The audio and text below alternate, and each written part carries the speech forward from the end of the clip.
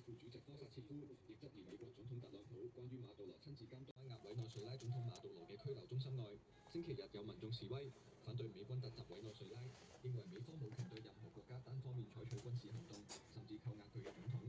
芝加哥、休斯頓等多個城市同日亦有類似集會對政府有關做法。而喺菲律賓首都馬尼拉，星期一有民眾手持標語同旗幟喺美國駐菲律賓大使館外示威，要求美國停止對委內瑞拉發動戰爭。歐洲多國亦有反美示威，荷蘭阿姆斯特丹美國總領事館外，幾百名示威者集會，要求美方停止干涉委內瑞拉事務。喺西班牙首都馬德里，有民眾喺美國大使館外抗議美國侵略主權國，目無法紀。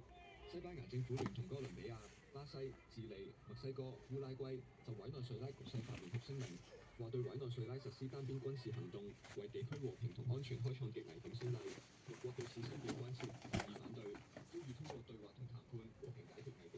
俄羅斯聯邦委員會副主席科薩切夫亦質疑美國總統特朗普關於馬杜羅親自監督